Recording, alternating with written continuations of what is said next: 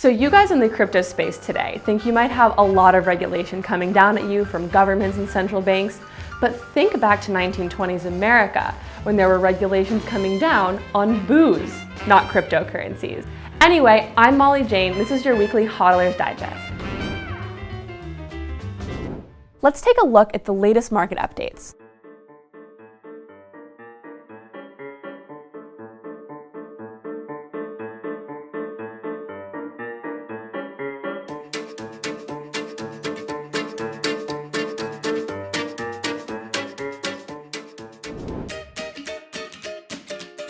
This week, Justin Sun is out to lunch and quite possibly out of his mind. The man behind Tron has left his ham and cheese sandwich at home and instead opted to go for a steak lunch with billionaire investor Warren Buffett for the small amount of $4.57 million. Sun secured the rare meeting by bidding the highest at a charity auction hosted by eBay. It was not only the highest bid of the day, but the highest of all time. Sun has the option of now bringing 7 guests with him and has asked his Twitter followers to suggest people. Sun and Buffett will lunch at Smith & Wollensky's in Manhattan.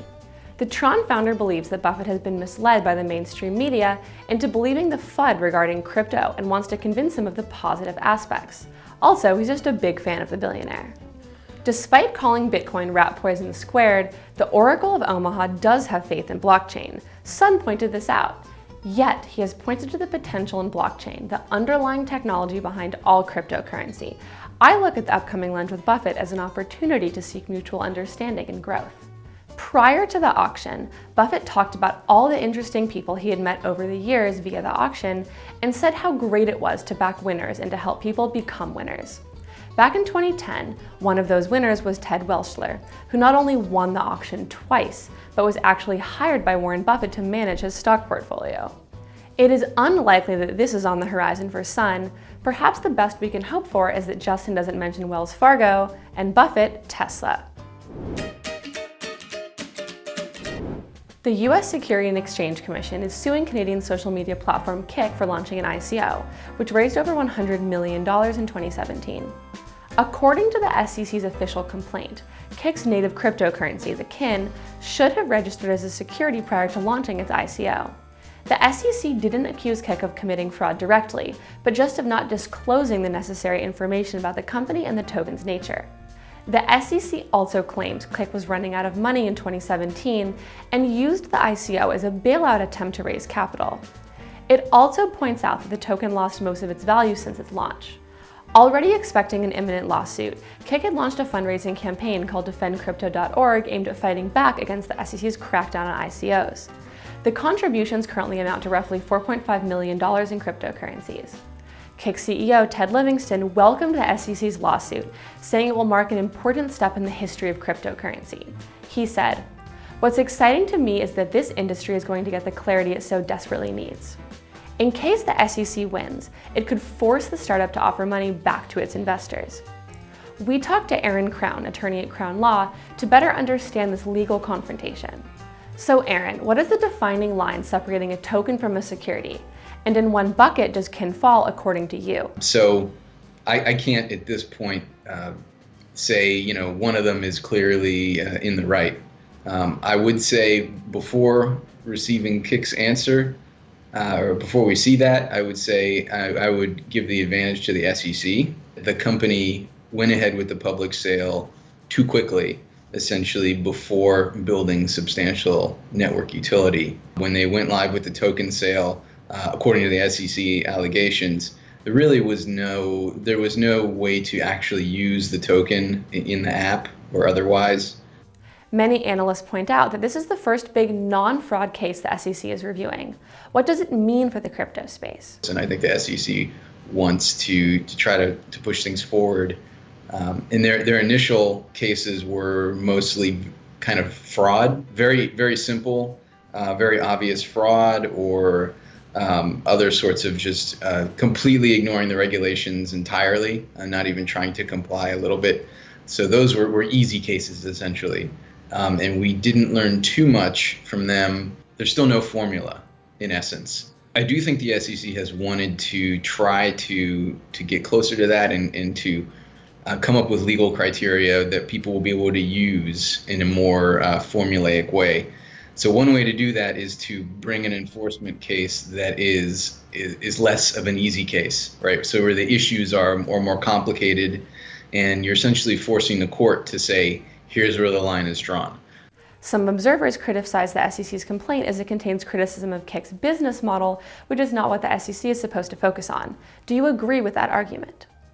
Well, that argument has merit. You have to understand that it's an adversarial legal system. You have the SEC going to the court, the other side going to the court, and they're basically going to say everything they can to make the other side look bad, right? So the idea is, you influence the judge, you influence the jury with portraying the facts in your own favor as much as you can. So they're going to put all that stuff in there about how Kik was running out of money, they were losing users and all those things to make it look like just a desperate cash raise without really any genuine business plans behind it. Finnish peer-to-peer exchange LocalBitcoins has announced it will stop in-person cash-based trading on its platform. That means that users can no longer meet in person to exchange Bitcoin for fiat and vice versa by using the site. According to the official announcement, the company became liable to the act of preventing money laundering and terrorist financing. Many users complained that their pending cash orders were canceled without any warning. The news triggered a worried reaction for all those traders in the space who cannot access traditional banking services, as well as those who cherish the anonymity of face-to-face meetups. Others pointed out ironically that now the platform can no longer be considered local. Last month, the company stopped offering its services in Iran, officially due to risk-based reasons, but most probably because of the reinstated US sanctions on Iran. Ray Youssef, CEO at Paxful, another over-the-counter peer-to-peer exchange, announced that he noticed a surge in subscriptions right after LocalBitcoins closed their cash option. Paxful is focusing its operations on the African continent and specifically Nigeria, where it has been educating people on how to use Bitcoin in their daily lives. We reached out to Youssef and asked him on how his platform is planning to fill in the gap left by LocalBitcoins. What is the main difference between the service provided by Paxful and that of LocalBitcoins?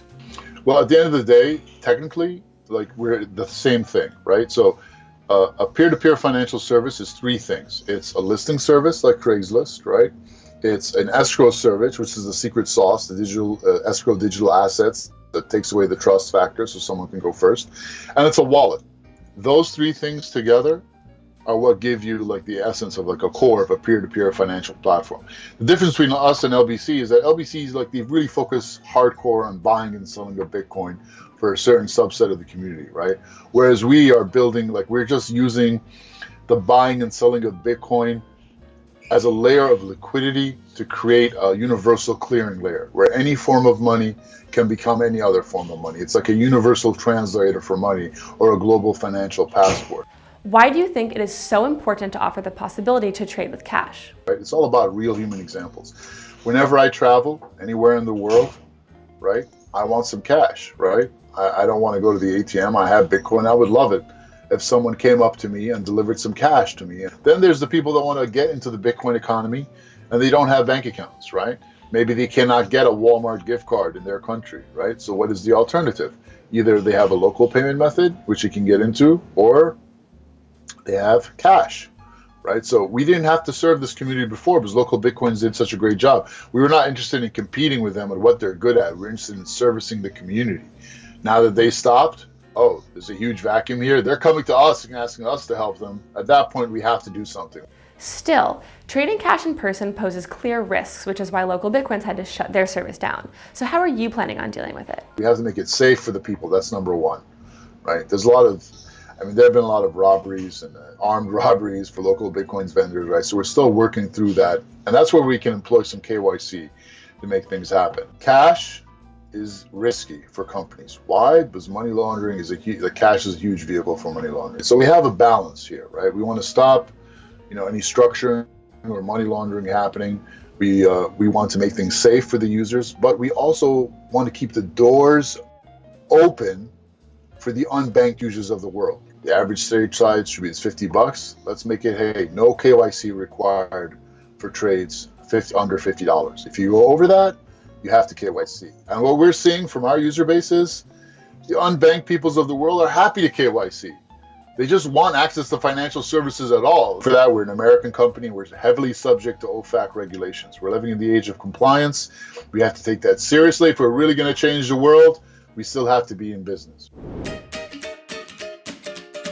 The flippening might not be happening anytime soon, but it looks like the fappening is well on its way.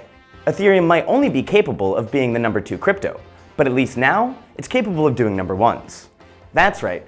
A new member has been eternally erected onto the blockchain. Not a fork, but it is hard. A urethra into the ether, a penis on Ethereum.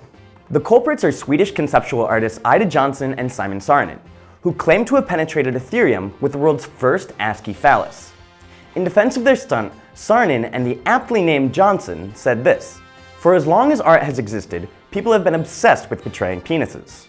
Adding that, maintaining this important piece of culture just felt like the right thing to do. Vitalik Buterin might find a new meaning in the age-old adage, if you build it, they will come. Mt. Gox is back. On the blockchain, or maybe not. Mark Karpeles, the former CEO of the now defunct exchange, is now a CTO for an IT firm, not a blockchain one as reported by the AP. After the notorious hack, Karpeles wanted a fresh start and now apparently intends to make Japan a global leader in IT once again within his role at Tokyo-based firm Tristan Technologies. Tristan Tech plans on focusing on IT solutions, mostly cloud-based, and offers services such as Google Drive and Dropbox replacements. Karpeles is also working with London Trust Media on new brands and services. The future was not always so bright for Karpeles. After the Mt. Gox hack and collapse in early 2014, he was arrested the following year. The whole debacle led to the loss of 850,000 Bitcoin, that's $460 million at the time. Perhaps understandably, when asked if he holds any crypto, he said no, citing the high risk factors. Karpeles can move on. Unfortunately for the victims, it's a different story. Despite proceedings going ahead, they are yet to be compensated from their losses. So what would you ask Buffett if you were at that $4.5 million lunch? Comment below. We would also like to announce here at Cointelegraph that it is our month of movie premieres.